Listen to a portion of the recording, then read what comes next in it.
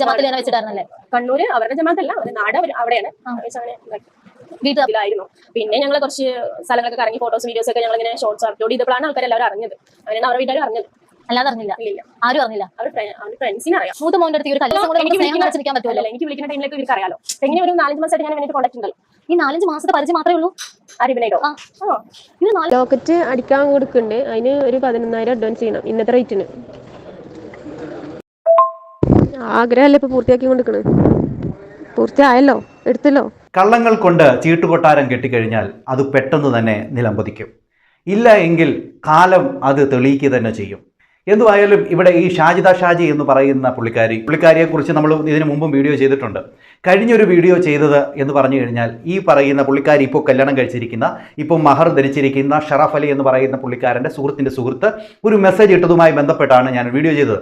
ആ വീഡിയോയിൽ വളരെ വ്യക്തമായിട്ട് പറയുന്ന ഒരു കാര്യമുണ്ട്. നവംബർ മാസം 22-ാം തീയതിയായിരുന്നു ഇവരുടെ കല്യാണമെന്നും അത് കഴിഞ്ഞ് ഇതൊക്കെ ഇവർ വന്ന് ഈ ഒരു വീഡിയോ, അതായത് വയനാട്ടിൽ വെച്ച് നടന്ന ഈ റീൽസും കാര്യങ്ങളും ഒക്കെ എടുത്ത് പോസ്റ്റ് ചെയ്ത സമയത്ത് ഇവൻ നാണക്കേട് കൊണ്ട് ഇവിടെ നിൽക്കാൻ പറ്റാത്തത് കൊണ്ട് ഇവൻ നേരെ തിരിച്ച് ദുബായിലേക്ക് വണ്ടി കയറി എന്നും പറയുന്നുണ്ട്. ഇവനൊരു മൊബൈൽ ഷോപ്പാണ് നടത്തുന്നത് എന്നൊക്കെ കാര്യങ്ങൾ കൃത്യമായിട്ടും ആ ഒരു കമൻറ്റിലുണ്ട്. ആ കമൻറ്റ് കൃത്യമായിട്ടും ഞാൻ വായിച്ചിട്ടുണ്ട്. ആ കമൻറ്റ് നിങ്ങൾ ആ വീഡിയോ കണ്ടിട്ടില്ലെങ്കിൽ പോയി കാണാവുന്നതാണ്. ഓക്കെ, ഇവിടെ ഇതല്ല ഞാൻ പറയാനായിട്ട് ഉദ്ദേശിച്ചത്. ഇവർ കഴിഞ്ഞ ദിവസം മഴവിൽ കേരളം എന്ന് പറയുന്ന ഒരു ചാനലിൽ ഇൻ്റർവ്യൂ കൊടുത്തു. ഇതിനു മുമ്പ് ഇവരൊരു ഇൻ്റർവ്യൂ കൊടുത്തത് ഓൺലൈൻ മീഡിയ എന്ന് പറയുന്ന ഒരു ചാനലിലാണ് കൊടുത്തത്. ദയവ് ചെയ്ത് ഞാൻ ഇവരോട് പറയാൻ ഉദ്ദേശിക്കുന്ന ഒരു കാര്യം, ഇതൊരു ഉപദേശമായിട്ട് ഈ ഷാജിദ കേൾക്കണം എന്നാണ് എനിക്ക് പറയാനുള്ളത്. നിങ്ങൾ ദയവ് ചെയ്ത് ഇൻ്റർവ്യൂ കൊടുക്കരുത്.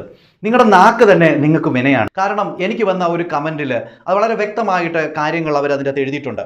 ഓക്കെ, അവരെഴുതിയിരിക്കുന്ന കാര്യം ഇതായിരുന്നു. അതായത് നവംബർ 22-ാം തീയതിയാണ് കല്യാണം കഴിഞ്ഞെന്ന് പറയുന്നുണ്ട്. അത് കഴിഞ്ഞ ശേഷം റീൽസ് ഇട്ട സമയത്താണ് ഈ പുള്ളിക്കാരന് ഈ എല്ലായിടത്തും ഈ പബ്ലിസിറ്റി ആയപ്പോൾ ഈ പുള്ളിക്കാരൻ തിരിച്ച് പോയെന്നും പറയുന്നു. എന്നാൽ ഇവിടെ ഈ പറയുന്ന ഷാജിദ കഴിഞ്ഞ ദിവസം ഇൻ്റർവ്യൂ കൊടുത്തപ്പോൾ പറഞ്ഞു കണ്ണൂരിൽ വെച്ചാണ് വിവാഹം കഴിഞ്ഞെന്ന് പറഞ്ഞു. എന്നാൽ കണ്ണൂരിൽ വെച്ചല്ല വിവാഹം കഴിഞ്ഞത്, വയനാട്ടിൽ വെച്ചായിരുന്നു എന്നും നമുക്ക് ആ ഒരു മെസ്സേജിൽ കൂടെ നമുക്ക് മനസ്സിലാക്കാനായിട്ട് പറ്റി. അവിടെ അവർ റിസോർട്ടിൽ പോയിരുന്നു. അവിടെ നിന്നുള്ള ഫോട്ടോയും കാര്യങ്ങളും ഒക്കെ ആയിരുന്നു പുള്ളിക്കാരി ആ ഒരു റീൽസിൽ അപ്ലോഡ് ചെയ്തത്. അപ്പോൾ വളരെ വ്യക്തമായിട്ട് തന്നെ കാര്യങ്ങളുടെ ആ ഒരു കിടപ്പ് എല്ലാവരും മനസ്സിലാക്കി. വീട്ടിലായിരുന്നു. പിന്നെ ഞങ്ങൾ കുറച്ച് സ്ഥലങ്ങളൊക്കെ കറങ്ങി ഫോട്ടോസ് വീഡിയോസ് ഒക്കെ ഞങ്ങൾ ഇങ്ങനെ ഷോർട്സ് അപ്ലോഡ് ചെയ്തപ്പോഴാണ് ആൾക്കാർ എല്ലാവരും അറിഞ്ഞത്. അങ്ങനെയാണ് അവരുടെ വീട്ടുകാർ അറിഞ്ഞത്. അല്ലാതെ അറിഞ്ഞില്ല? ഇല്ല. അപ്പോൾ ഈ പുള്ളിക്കാരി പറഞ്ഞ പ്രകാരം നോക്കുകയാണെങ്കിൽ ഡിസംബർ 1-ാം തീയതിയല്ല വിവാഹം കഴിഞ്ഞത്. ഡിസംബർ 1-ാം തീയതിയാണ് വിവാഹം കഴിഞ്ഞതെന്നായിരുന്നു കഴിഞ്ഞ ദിവസത്തെ ഇന്റർവ്യൂവിൽ പുള്ളിക്കാരി പറഞ്ഞത്. അപ്പോൾ ഇത് പുള്ളിക്കാരി തന്നെ പൊളിച്ചു എന്ന് തന്നെ പറയാം. അപ്പോൾ ഡിസംബർ 1-ന് മുമ്പ് തന്നെ രജിസ്റ്റർ മാരേജ് കഴിഞ്ഞു എന്നുള്ള കാര്യം പുള്ളിക്കാരിയുടെ വായിൽ കൊണ്ട് തന്നെ പുള്ളിക്കാരി പറഞ്ഞിരിക്കുകയാണ്. മൂത്ത മോന്റെ അടുത്ത് എനിക്ക് വിളിക്കുന്ന ടൈമിലേക്ക് ഇവർക്ക് അറിയാലോ. എങ്ങനെ ഒരു 4 മാസമായിട്ട് ഞാൻ വേണ്ടി കോൺടാക്ട് ഉണ്ടല്ലോ. ഈ 4-5 മാസത്തെ പരിചയം മാത്രമേ ഉള്ളൂ? ഇവിടെ ഷാജിദ പറയുന്ന ഒരു കാര്യമുണ്ട്. 4-5 മാസമായിട്ട് ഈ പറയുന്ന പുള്ളിക്കാരനുമായിട്ട് കോണ്ടാക്ട് ഉണ്ടെന്ന് പറഞ്ഞു. ഇതിനു മുമ്പ് തന്നെ ഇവരുടെ വീഡിയോകളിൽ ലൈക്ക് ഒക്കെ അടിക്കുന്നുണ്ട്. അത് കഴിഞ്ഞതിന് ശേഷം ഭർത്താവ് മരിച്ച സമയത്ത് പുള്ളിക്കാരൻ വന്ന് കമന്റ് ഇട്ടു എന്നൊക്കെയാണ് ഈ പറയുന്ന ഈ ഷറഫ് അലിയെ കുറിച്ച് പറയുന്നത്. എന്നാൽ ഈ ഒരു കാര്യം വെച്ച് നോക്കുമ്പോൾ ഈ റൌഫ് എന്ന് പറയുന്ന ഒരു പുള്ളിക്കാരൻ, ഈ പുള്ളിക്കാരന് ഇതിൻ്റെ അകത്തേക്ക് ഒന്ന് വലിച്ചിടേണ്ടതായിട്ടുണ്ട്. ഈ പുള്ളിക്കാരന് ഈ പറയുന്ന ഈ ഷാജിദയ്ക്ക് മാല മേടിക്കാനായിട്ട് പൈസ കൊടുത്തിട്ടുണ്ട്. ചില്ലറ പൈസ ഒന്നുമല്ല, നല്ല പൈസ തന്നെ കൊടുത്തിട്ടുണ്ട്. കൊടുത്ത കാര്യം എന്ന് പറഞ്ഞു കഴിഞ്ഞാൽ ഒരു 45,000 രൂപ അയച്ചു കൊടുത്തിട്ടുണ്ട്. എന്നിട്ട് ഈ പുള്ളിക്കാരനോട് പറഞ്ഞിട്ടുണ്ട് എനിക്ക് ഒറ്റയ്ക്ക് ജീവിക്കാനായിട്ട് പറ്റത്തില്ല എന്ന്. ഒറ്റയ്ക്ക് ജീവിക്കാനായിട്ട് പറ്റത്തില്ല, അതുകൊണ്ട് നിങ്ങളെ ഞാൻ കല്യാണം കഴിക്കുന്നു, അതുകൊണ്ട് തന്നെ നിങ്ങളുടെ പേര് ഞാൻ വെക്കുന്നു, നിങ്ങളുടെ പേരിൻ്റെ എന്ത് സ്പെല്ലിംഗാണ് ഞാൻ ഈ മാലയിൽ ലോക്കറ്റെ വെക്കണ്ടേ എന്നെല്ലാം ഈ പുള്ളിക്കാരി പറഞ്ഞിരുന്നു. ഓക്കെ, അതൊന്ന് കേട്ടു നോക്കി. ലോക്കറ്റ് അടിക്കാൻ കൊടുക്കുന്നുണ്ട്. അതിന് ഒരു 11,000 അഡ്വാൻസ് ചെയ്യണം ഇന്നത്തെ റേറ്റിന്. ആഗ്രഹമല്ലേ ഇപ്പൊ പൂർത്തിയാക്കി കൊടുക്കണേ? പൂർത്തിയായല്ലോ, എടുത്തല്ലോ. പിന്നെ പേരെന്താ കൊടുക്കണ്ടേ? വേഗം പറയും. ഇവിടെ ഈ പറയുന്ന ഷാജിദ എല്ലാ വോയിസും ഈ പറയുന്ന റൌഫ് എന്ന് പറയുന്ന പുള്ളിക്കാരൻ അയച്ചു കൊടുത്തു. എന്നിട്ട് ചോദിക്കുന്നുണ്ട് എന്താണ് പേര് വെക്കേണ്ടതെന്ന് ചോദിക്കുന്നു. 11,000 രൂപ അഡ്വാൻസ് വേണമെന്ന് പറയുന്നു. അതിന് ഈ പുള്ളിക്കാരൻ അയച്ചു കൊടുക്കുന്നു. ഈ പുള്ളിക്കാരൻ ഗൾഫിലാണ് ഉള്ളത്. അപ്പോൾ ഗൾഫിൽ നിന്നും ഈ പുള്ളിക്കാരൻ ഓരോ കാര്യങ്ങൾ ഈ പറയുന്ന ഷാജിദയ്ക്ക് അയച്ചു കൊടുത്തുകൊണ്ടേയിരുന്നു. അതനുസരിച്ച് പേരെന്താണ് വെക്കേണ്ടതെന്ന് ചോദിച്ചു, അതിൻ്റെ സ്പെല്ലിങ് പറഞ്ഞു കൊടുത്തു. അതനുസരിച്ച് മാലയും ഉണ്ടാക്കി, ലോക്കറ്റിന് ഓർഡറും കൊടുത്തു. ബാക്കി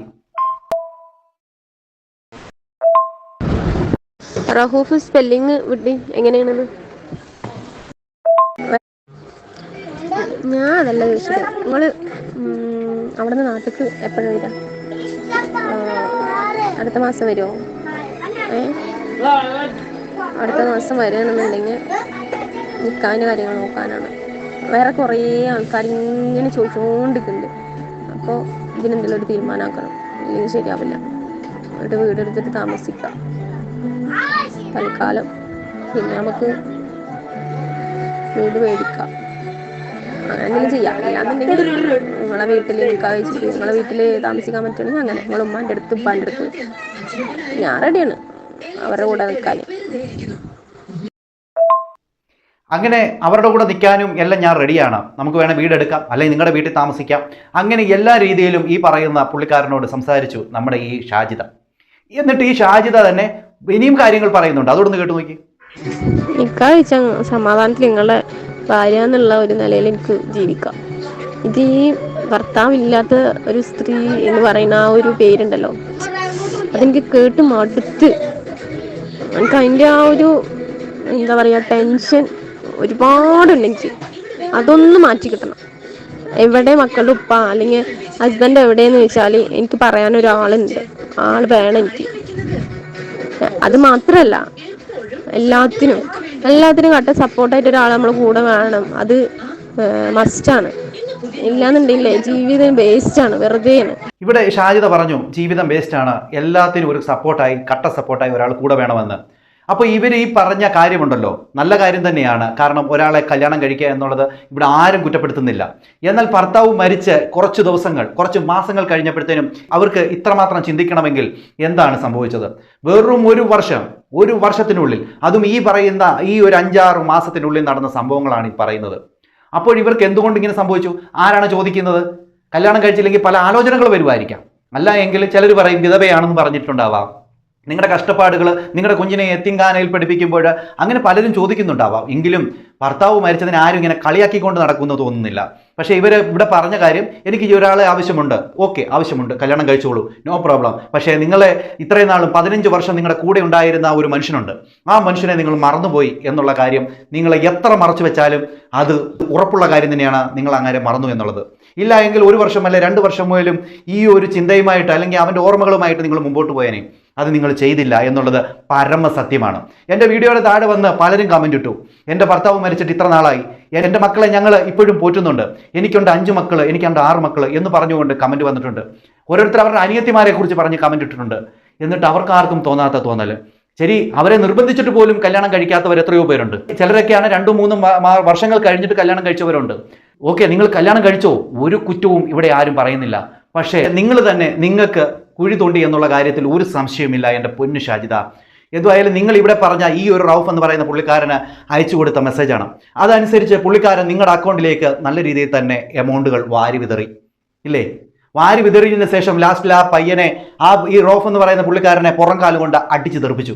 ഇതെല്ലാം സംഭവിക്കുമ്പോഴും നിങ്ങൾ ചിന്തിച്ചോണം, ഈ പറയുന്ന ഷറഫലി എന്ന് പറയുന്ന ആളുമായിട്ട് ഈ ഷാജിദയ്ക്ക് ബന്ധമുണ്ടായിരുന്നു. ഷാജിദ തന്നെ ഷാജിദ ഇന്റർവ്യൂവിൽ പറഞ്ഞു, 4-5 മാസം കൊണ്ട് ഞങ്ങൾ നല്ല രീതിയിൽ സംസാരിക്കുന്നുണ്ടായിരുന്നു. ഓക്കെ, ഞങ്ങളുടെ ഇടയിൽ പിണക്കങ്ങളും ഇണക്കങ്ങളും ഉണ്ടായിരുന്നു എന്നൊക്കെ പറയുന്നു. അന്നേരം തന്നെയാണ് ഈ പറയുന്ന റൌഫുമായിട്ട് ഈ ഒരു സംസാരിച്ചതും ഈ പറയുന്ന റൌഫിന് ഈ പറയുന്ന കാര്യങ്ങളൊക്കെ അയച്ചു കൊടുത്തതും ലോക്കറ്റ് ഉണ്ടാക്കിയതും അതോടൊപ്പം തന്നെ പൈസ മേടിച്ചതുമെല്ലാം. ഓക്കെ, പൈസ മേടിച്ച കാര്യങ്ങൾ ലിസ്റ്റ് ഒന്ന് കണ്ടു നോക്കി. 43,500 രൂപ മിസ്റ്റർ ഷാജിദ PS എന്ന് പറഞ്ഞ ഐഡിയിലേക്ക് 13 നവംബർ 2024 അയച്ചു കൊടുത്തിട്ടുണ്ട്. ഇത് കഴിഞ്ഞ മാസം അയച്ചു കൊടുത്തിട്ടുണ്ട്. ഓക്കെ, ഈ പറയുന്ന ഷാജിദ അദ്ദേഹത്തിൻ്റെ പേരും വെച്ചിട്ട് ആ ഒരു ലോക്കറ്റ് റെഡിയാക്കി എടുത്തു. കൂടാതെ ആ മാലയും മേടിച്ചിട്ടു. കണ്ടല്ലോ, ഇവിടെ 18 നവംബർ 24 ആ ഒരു ട്രാൻസാക്ഷൻ, അതായത് SP നിന്ന് 20,000 രൂപ എടുത്തതിൻ്റെ ഒരു ലിസ്റ്റും ഈ പറയുന്ന പുള്ളിക്കാരന് അയച്ചു കൊടുത്തിട്ടുണ്ട്. അപ്പോൾ നിങ്ങൾ നോക്കിക്കോണം, ഇത് 18/2024 പൈസ അയച്ച ഡേറ്റ് നിങ്ങൾ കണ്ടല്ലോ, 13 നവംബർ, അതായത് 43,000 രൂപ അയച്ചു കൊടുത്തത്. അതിൽ 20,000 രൂപ 18 നവംബറിലെ പുള്ളിക്കാരി എടുത്തിട്ടുണ്ട്. അതുകൂടാതെ ഈ 11,000 രൂപ അഡ്വാൻസ് എന്ന നിലയിൽ അവിടെ കൊടുക്കുകയും ചെയ്തു. അത് കഴിഞ്ഞിട്ട് ലോക്കറ്റ് ഉണ്ടാക്കി എല്ലാ കാര്യങ്ങളും ഭംഗിയായിട്ട് തന്നെ നടന്നു. ഓക്കെ, ഇതെല്ലാം അയച്ചു കൊടുത്തു. അതായത് 18-ാം തീയതി ഈ പറയുന്ന ഷാജിദ പോയി അക്കൗണ്ടിൽ നിന്ന് പൈസ എടുത്തു, അതിൻ്റെ ഇതൊക്കെ അയച്ചു കൊടുത്തു, റെസിപ്റ്റൊക്കെ അയച്ചു കൊടുത്തു. അത് കഴിഞ്ഞതിന് ശേഷമാണ് ഈ പറയുന്ന വയനാട് ട്രിപ്പിലേക്ക് പോകുന്നത്. മറ്റേ പുള്ളിക്കാരൻ നാട്ടിൽ വരുന്നുണ്ട്. അതോടൊപ്പം തന്നെ ഈ പുള്ളിക്കാരനോട് ചോദിച്ചിട്ടുണ്ട്, നിങ്ങൾ എന്നാണ് നാട്ടിൽ വരുന്നത്, എനിക്ക് കല്യാണം കഴിക്കണമെന്ന് പറഞ്ഞുകൊണ്ട് പുള്ളിക്കാരനെ മയക്കി വീഴ്ത്തി. അതോടൊപ്പം തന്നെ ഇപ്പുറത്ത് ഷറഫ് അലി എന്ന് പറയുന്ന പുള്ളിക്കാരൻ നാട്ടിലെത്തുന്നുണ്ട് അന്നേരത്തിന്. അന്നേരം ഇവൻ്റെ കൂടെ പോയി കറങ്ങുന്നു. അത് ഈ റൌഫ് കണ്ടുപിടിച്ചതോടുകൂടി എല്ലാ കളികളും പൊട്ടി പാളിസാവുന്നു. ആയതിനു ശേഷം ഈ ഷാജിദ തന്നെ അവനൊരു മെസ്സേജ് ഇടുന്നുണ്ട്. ആർക്ക്? ഈ പറയുന്ന റൌഫിന്. അതൊന്ന് കേട്ടു നോക്കിയേ. ഓൻ്റെ കൂടെ ഞാൻ പോയത്, ഓനെ ഞാൻ കല്യാണം കഴിക്കാൻ പോണത്, കണ്ടില്ലേ? ഓനെ കല്യാണം കഴിക്കാൻ പോണത്. ഓക്കെ, ഇനി കൂടുതലായിട്ടൊന്നും അറിയണ്ടല്ലോ. ഇവിടെ ഈ ഷാജിദ പറഞ്ഞു കേട്ടോ, ഞാൻ അവൻ്റെ കൂടെയാണ് പോയത്. എവിടെ? വയനാട്ടിൽ. അവനെ തന്നെയാണ് ഞാൻ കല്യാണം കഴിക്കാൻ പോകുന്നത്. ഒരു സംശയമില്ലല്ലോ. വളരെ വ്യക്തമായിട്ട് ഷാജിദയുടെ നാവ് കൊണ്ട് തന്നെ പറഞ്ഞു. ഈ പറയുന്ന റൌഫ് എന്ന് പറയുന്ന പുള്ളിക്കാരൻ എന്തുകൊണ്ട് പൈസ ഇട്ടുകൊടുത്തു? ഇവരെ കല്യാണം കഴിക്കണമെന്നുള്ള ആഗ്രഹം കൊണ്ടായിരിക്കാം ഇട്ടുകൊടുത്തത്. ഇവർ പറഞ്ഞപ്പോൾ ഇട്ടുകൊടുത്തു. ഇവർ പറഞ്ഞത് അതുപോലെ ആയിരുന്നു, എനിക്കിനി ഒറ്റയ്ക്ക് ജീവിക്കാൻ പറ്റത്തില്ല, നിങ്ങളുടെ കൂടെ ജീവിക്കാൻ ഞാൻ റെഡിയാണ്, എൻ്റെ ലോക്കറ്റിൽ നിങ്ങളുടെ പേരെഴുതാം, സ്പെല്ലിംഗ് എന്ന് പറയൂ എന്ന് പറഞ്ഞുകൊണ്ടാണ് ഈ പുള്ളിക്കാരി പറഞ്ഞു കൊടുത്തത്. എല്ലാം നമ്മൾ കേട്ടല്ലോ. ഇവിടെ ഈ റൌഫ് എന്ന് പറയുന്ന പുള്ളിക്കാരൻ എന്നെ കോൺടാക്ട് ചെയ്തിരുന്നു. എന്നോട് ഈ പുള്ളിക്കാരൻ വളരെ വ്യക്തമായിട്ട് പറഞ്ഞിട്ടുണ്ട്, ഈ പുള്ളിക്കാരിയുടെ കഴുത്തിൽ കിടക്കുന്ന മാല എൻ്റെയാണ് എന്ന്. വളരെ വിഷമത്തോടു കൂടിയാണ് പുള്ളി പറയുന്നത്. എന്നാൽ ഇവിടെ ഒരു കാര്യം കൂടെ സംഭവിച്ചിട്ടുണ്ട്. ഈ ഷാജിദ പറയുന്നത് ഈ പറയുന്ന റൌഫിന് വേറൊരു പെണ്ണുമായിട്ട് ബന്ധമുണ്ട് എന്നാണ്. അതുകൊണ്ടാണ് ഞാൻ ഈ പറയുന്ന ഷറഫ് അലി എന്ന് പറയുന്ന അവനുമായിട്ട് അടുത്തതെന്നും അവനെ വിവാഹം കഴിച്ചതെന്നും ഈ പറയുന്ന ആര് പറയുന്നുണ്ട്? ഷാജിദ പറയുന്നുണ്ട്. എന്നാൽ എങ്ങനെ ഇത്ര പെട്ടെന്ന് ഇതെല്ലാം പ്ലാൻ, ഇതെല്ലാം പദ്ധതികളുടെ ഭാഗമായിട്ട് നടന്നു എന്ന് ഞാൻ പറഞ്ഞ ഷാജിദ ഇതിനെ ഖണ്ഡിക്കാൻ റെഡിയാണോ? ഒരിക്കലും ഷാജിദയെ കൊണ്ട് പറ്റില്ല. കാരണം ഷാജിദയുടെ നാവിൽ നിന്ന് തന്നെ വന്നു, 4-5 മാസം കൊണ്ട് തന്നെ ഈ പറയുന്ന ഷറഫ് അലിയുമായിട്ട് ഞാൻ നിരന്തരം മെസ്സേജ് അയക്കുമായിരുന്നു, ഞങ്ങൾ തമ്മിൽ പിണങ്ങിയിട്ടുണ്ട് എന്ന് പറഞ്ഞു, ഞങ്ങൾ ഫോൺ വിളിക്കുമ്പോൾ മക്കൾ കണ്ടിട്ടുണ്ടെന്ന് പറഞ്ഞു, മക്കൾക്ക് ഇഷ്ടമാണെന്ന് പറയുന്നു, മക്കൾ ഇവരുമായിട്ട് അതായത് ഈ ഷറഫ് അലിയുമായിട്ട് സംസാരിച്ചിട്ടുണ്ടെന്ന് പറയുന്നു. ഇതിൻ്റെ ഇടയിൽ തന്നെയാണ് ഈ പറയുന്ന റൌഫ് എന്ന് പറയുന്ന പുള്ളിക്കാരനുമായിട്ട് മെസ്സേജ് ഇട്ടതും അവൻ്റെ കയ്യിൽ നിന്ന് പൈസ മേടിച്ചതും. ഇവിടെ ഷാജിദ പറയുന്നുണ്ട്, എൻ്റെ സർജറിക്ക് വേണ്ടി ഈ പറയുന്ന യൂട്യൂബിലുള്ള അവരുടെ സബ്സ്ക്രൈബേഴ്സൊക്കെ സഹായിച്ചുവെന്ന്.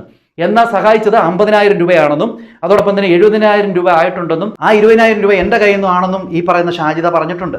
അങ്ങനെ ഷാജിദ വളരെ വ്യക്തമായിട്ട് ഓരോ കാര്യങ്ങൾ നീക്കുന്നുണ്ട്. എന്നിട്ട് ആ ഇൻ്റർവ്യൂവിൽ ഷാജിദ പറയുന്ന ഒരു കാര്യമുണ്ട്, ഞാൻ പലയിടത്തും ഇൻവെസ്റ്റ് ചെയ്യുന്നുണ്ട്, പല കാര്യങ്ങളും ഞാനിപ്പോൾ ചെയ്തുകൊണ്ടിരിപ്പുണ്ട് എന്നൊക്കെ പറയുന്നുണ്ട്. എനിക്ക് യൂട്യൂബിൽ നിന്ന് നല്ല വരുമാനമുണ്ടെന്നും കാര്യങ്ങളൊക്കെ പറയുന്നു. നമ്മൾ യൂട്യൂബ് കൊണ്ട് നടക്കുന്നതാണ്, എല്ലാ കാര്യങ്ങളും നമുക്ക് മനസ്സിലാകും എന്നുള്ളതാണ് എനിക്ക് പറയാനുള്ളത്. എന്തുവായാലും ഷാജിദ, നിങ്ങൾ ചെയ്യുന്നത് ഇച്ചിരി അധികപ്പറ്റാണെന്ന് എനിക്ക് തോന്നുന്നു. എന്തുവായാലും നിങ്ങളുടെ വീഡിയോ കാണുന്ന, നിങ്ങളെ സപ്പോർട്ട് ചെയ്ത ഓരോരുത്തരും നിങ്ങൾക്ക് നല്ലത് വരണമെന്ന് മാത്രമേ ആഗ്രഹിച്ചിട്ടുള്ളൂ എന്നുള്ള കാര്യം നിങ്ങൾ മറക്കരുത്. പക്ഷേ നിങ്ങളിങ്ങനെ ഓരോരുത്തരെയും ചതിക്കുന്നതും ഇത് ശരിയായിട്ടുള്ള ഒരു നടപടിയല്ല. ഇതിൻ്റെ ഇടയിൽ നിങ്ങൾ ഒരു കാര്യം കൂടെ പറഞ്ഞു വെക്കുന്നു, അതോടെ പറഞ്ഞിട്ട് ഞാൻ അവസാനിപ്പിക്കാം. അടുത്ത വീഡിയോയിലൊക്കെ ഞാൻ വേറെ കാര്യങ്ങൾ പറയാം. അതെന്താണെന്ന് വെച്ച് കഴിഞ്ഞാൽ ഇവർ പറയുന്നുണ്ട്, ഈ പറയുന്ന ഇപ്പോൾ കല്യാണം കഴിച്ച പുള്ളിക്കാരൻ വേറെ ഒരു പെണ്ണുമായിട്ട് കല്യാണം കഴിക്കാൻ ഞാൻ സമ്മതിക്കുമെന്ന് പറയുന്നു. അതായത് അവൻ 26 വയസ്സേ ഉള്ളൂ, അവന് പക്വത വന്നിട്ടില്ല. പക്വത വരാത്ത പയ്യൻ ഇനി വേറൊരു കല്യാണം കഴിച്ചാൽ ഞാൻ അതിന് സമ്മതിക്കും. കാരണം ബഷീറൊക്കെ അങ്ങനെ ചെയ്തിട്ടുണ്ടല്ലോ എന്ന്. അപ്പോൾ അവതാരക ചോദിക്കുന്ന ഒരു ചോദ്യമുണ്ട്, അവരുടെ ആ ആദ്യത്തെ ഭാര്യയുടെ അനുവാദം ഉണ്ടായിരുന്നു, അതുകൊണ്ടാണ് കല്യാണം കഴിച്ചതെന്ന് പറയുമ്പോൾ ഞാനും അനുവദിക്കുന്നു എന്ന് പറയുന്നു. പിന്നെ അവതാരക കുറച്ചുകൂടെ കാര്യങ്ങൾ പറയുമ്പോൾ ഞാൻ സമ്മതിക്കത്തില്ല എന്ന് പറയുന്നു. അങ്ങനെ അഥവാ അവൻ പോവുകയാണെങ്കിൽ ഞാൻ കേസ് കൊടുക്കും, ആ കേസുമായിട്ട് മുമ്പോട്ട് പോകും, നിയമപരമായി നേരിടുമെന്നൊക്കെ പറയുന്നു. എന്ത് ലോജിക്കാണ് ഈ പറയുന്ന ഷാജിദ പറയുന്നത്? എനിക്കൊരു പിടുത്തവും കിട്ടുന്നില്ല, ഒരു പിടുത്തവും കിട്ടുന്നില്ല. നിങ്ങൾ ഓരോരുത്തരും പോയി അവർ കൊടുത്ത ഇൻ്റർവ്യൂ ഒന്ന് കേട്ടു നോക്കണം. കേട്ടു നോക്കുമ്പോൾ നിങ്ങൾക്ക് തന്നെ മനസ്സിലാവും, ഒരു ലോജിക്കും ഇല്ലാതെ വായി തോന്നുന്നത് ഓരോന്നോരോന്ന് ഇവർ പറയുന്നു. അതോടൊപ്പം തന്നെ ഇവർ പറയുന്ന ഒരു കാര്യം കൂടെ ഉണ്ട്, ഈ ഷറഫ് അലി എന്ന് പറയുന്ന പുള്ളിക്കാരന് ഇവർ ഗോൾഡ് മേടിച്ചു കൊടുത്തു, ചെയിൻ മേടിച്ചു കൊടുത്തു, റിങ് മേടിച്ചു കൊടുത്തു എന്ന്. അപ്പോൾ ഈ പൈസ അവന് മേടിച്ചു കൊടുത്തത് ഈ കുഞ്ഞുങ്ങൾക്ക് എന്തെങ്കിലും മേടിച്ചു കൊടുക്കരുതാഞ്ഞു എന്നൊരു ചോദ്യം ചോദിക്കുമ്പോൾ ഞാൻ മേടിച്ചു കൊടുക്കുന്നുണ്ട് എന്നാണ് ഇവർ പറയുന്നത്. എന്നാൽ കുഞ്ഞുങ്ങൾ എവിടെയാണ് ഇപ്പോൾ താമസിക്കുന്നത്? ഇതെല്ലാം ഒരു തള്ളലാണോ എന്ന് എനിക്കൊരു സംശയമുണ്ട്. ഈ പറയുന്ന ഷറഫ് അലിയെ കുടുക്കിയതാണെന്ന് ആ ഒരു മെസ്സേജിൽ വന്നപ്പോൾ തന്നെ ഞാൻ നോട്ട് ചെയ്തിട്ടുണ്ടായിരുന്നു, ഇതിലെന്തോ ഒരു തിരിമറി ഉണ്ട് എന്നുള്ള കാര്യം. എന്തുവായാലും ഷാജിദ പറയുന്നതിൽ എനിക്ക് അങ്ങോട്ട് ഉൾക്കൊള്ളാനായിട്ട് സാധിക്കുന്നില്ല എന്നുള്ള കാര്യം ഞാൻ പറഞ്ഞുകൊണ്ട് ഇപ്പോൾ ഈ വീഡിയോ അവസാനിപ്പിക്കുന്നു. നിങ്ങളുടെ അഭിപ്രായം എന്തെന്ന് കമൻറ്റ് ചെയ്യുക. അടുത്തൊരു വീഡിയോ കാണുന്നവരേക്കും എല്ലാവർക്കും ബൈ.